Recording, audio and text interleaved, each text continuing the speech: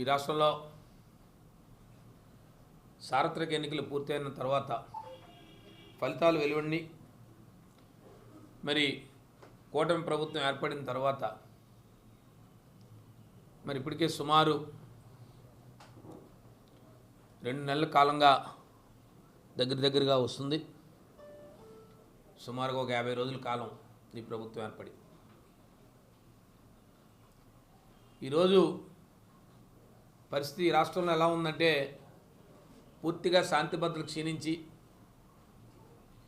ఈ ప్రభుత్వం ఏర్పడింది, కూటమి ప్రభుత్వం ఏర్పడిన దగ్గర నుంచి వైఎస్ఆర్ పార్టీ కార్యకర్తలు నాయకులను టార్గెట్ చేస్తూ విచక్షణారహితంగా దాడులు తెగబడుతూ ఆస్తులు నష్టపరుస్తూ ఇది ఏ స్థితికి వెళ్ళిందంటే ఈరోజు మా పార్లమెంటు సభ్యుడి మీదే రాళ్ల దాడి, ఈరోజు ఈ రాష్ట్రంలో అతను స్వయం గన్మేన్ల కాల్పులు జరుపుకొని అతని ఆత్మరక్షణలో ఉండే పరిస్థితి ఏర్పడింది. ఒక మాజీ పార్లమెంటు సభ్యుడి ఇంటి మీద రాళ్ళు దాడి, ఒక దళితుడైన మాజీ పార్లమెంటు సభ్యుడి ఇంటి మీద అతని వాహనాలు నిప్పు పెట్టడం. ఈ రాష్ట్రంలో అసలు శాంతి భద్రతలు ఉన్నాయా? ఈ ప్రభుత్వం అధికారంలోకి వచ్చి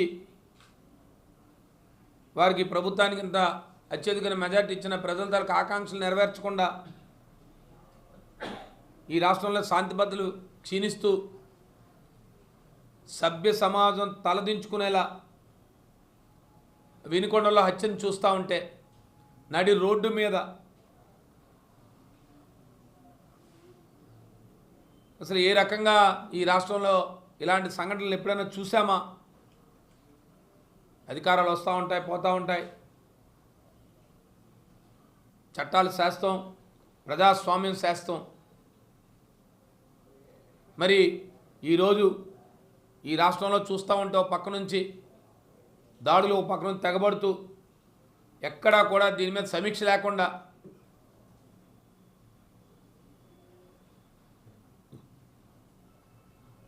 ఈ రాష్ట్రంలో ఎక్కడా కూడా చూస్తూ ఉంటే ఇవాళ మీరు వినుకొండలో జరిగిన ఆ సంఘటన చూస్తూ ఉంటే ఈ రాష్ట్రంలో అసలు శాంతి భద్రతలు ఏ రకంగా ఉన్నాయి, ఏ రకమైన ఆలోచనతో మీరు పరిపాలన చేస్తున్నారు, మీరు ఈ ప్రజలకి ఏ రకమైన పరిపాలన అందిస్తున్నారు అనేది ఈ రాష్ట్ర ప్రజలందరూ చూస్తున్నారు. ఈరోజు చెప్తున్నాం, వైఎస్ఆర్ పార్టీ తరఫున ఈరోజు మా పార్లమెంటు సభ్యుడి మీద దాడిని, మా మాజీ పార్లమెంటు సభ్యుడి ఇంటి మీద రాళ్ల దాడిని, మా వైఎస్ఆర్ పార్టీ కార్యకర్త అయినటువంటి రషీద్ మీద హత్యని తీవ్రంగా ఖండిస్తున్నాను. ఇది మంచి సాంప్రదాయం కాదు, ఇది మంచి విధానం కాదు. ఈ రాష్ట్రంలో కూటమి ప్రభుత్వానికి అత్యధిక మెజార్టీ ఇచ్చి ఏదైతే మీరు ఇచ్చిన హామీలు, ఏదైతే మీరు చెప్పిన మాటలు దాన్ని ఆచరణలో తీసుకుంటూ మీకు అన్ని రకాలుగా ప్రతిపక్ష పార్టీగా సహకరిస్తామని అనేక సందర్భాల్లో చెప్పిన సందర్భాలు ఉన్నాయి.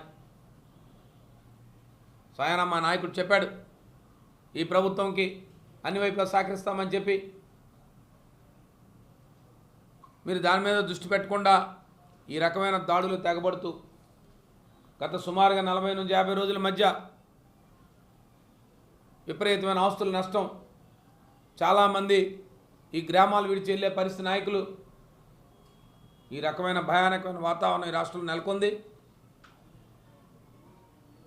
తక్షణమే కూటమి ప్రభుత్వం దీన్ని సమీక్ష చేసుకోవాలి. కూటమిలో ఉన్న పార్టీలు, ఇతర పార్టీలు సమీక్ష చేయాల్సిన అవసరం ఉంది. మీరు స్పందించాల్సిన బాధ్యత ఉంది. ఈ రాష్ట్రంలో వ్యక్తులను భయపెట్టగలమేమో కానీ ప్రజాస్వామ్యంలో ప్రజల తాలూకా తీర్పుని, ప్రజల తాలూకా ఆకాంక్షని మనం భయపెట్టలేమన్న విషయాన్ని ఒకసారి గుర్తెరగాలి అధికార పక్షం వారు. ఇవాళ చూస్తూ ఉంటే ఈ దాడులు తెగబడతా ఉంటే రాష్ట్రంలో ప్రజలందరూ కూడా భయభ్రాంతులకు గురయ్యే పరిస్థితి కనబడుతుంది. శాంతి భద్రతలు పూర్తిగా క్షీణించిపోయాయి. ఎక్కడికక్కడ తెలుగుదేశం పార్టీ నాయకులు కార్యకర్తలు దాడులు తెగబడుతున్నారు. వారికి నిలువరించే పరిస్థితి లేదు. ఇది మంచి సాంప్రదాయం కాదని చెప్పి, ఈ విధానం మంచిది కాదు, ప్రజాస్వామ్యంలో ఇలాంటి వాటికి తావు లేదు. దీన్ని ముఖ్యమంత్రి గారి దగ్గర నుంచి ప్రతి ఒక్కరూ దీన్ని ఖండించాల్సిన పరిస్థితి, తప్పకుండా దీన్ని సమీక్ష చేయాల్సిన పరిస్థితి. మళ్ళీ రాష్ట్రంలో మంచి వాతావరణాన్ని తీసుకొచ్చి మంచి పరిపాలన అందించడానికి ఇవాళ మీకు పాలకపక్షానికి ఈ ప్రజలు మీకు పట్టం కట్టారనే విషయాన్ని మీరు గుర్తెరగాలని చెప్పి మరొకసారి మిమ్మల్ని అందరినీ కోరుకుంటూ, ముఖ్యంగా మీ ద్వారా ఇలా ప్రజలకు కానీ రాష్ట్ర ప్రజలందరికీ చెప్తున్నాం, ఈ ప్రభుత్వం ఏర్పడిన తర్వాత నుంచి ఈ ప్రభుత్వం ప్రజా పాలన పట్ల దృష్టి పెట్టకుండా, ప్రజా సంక్షేమ కార్యక్రమాల మీద దృష్టి పెట్టకుండా కేవలం హింసాత్మకమైన సంఘటనల్ని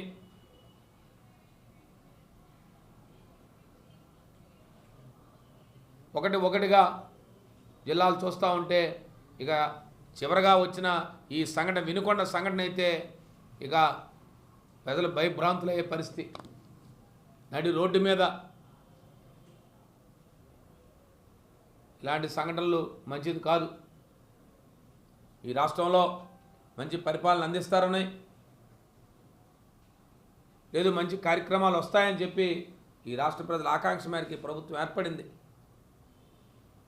ఇలాంటి సంఘటనలతో ఈ రాష్ట్రానికి పెట్టుబడులు రావు, పరిశ్రమలు రావు. పరిశ్రమలు పెట్టుబడులు పెట్టేవారు ఈ రాష్ట్రంలో శాంతి భద్రతలు లేవు. ఈ రాష్ట్రంలో శాంతి భద్రత పూర్తిగా క్షీణించిపోయానే భావనని కలిగించే విధంగా పరిపాలన జరుగుతుందని చెప్పి, ఇది మంచి విధానం కాదు, రాష్ట్ర భవిష్యత్తుకి ఇది మంచిది కాదని చెప్పి మీ ద్వారా పాలక పక్షానికి, కూటమి పక్షానికి తెలియజేస్తున్నాను. అలాగే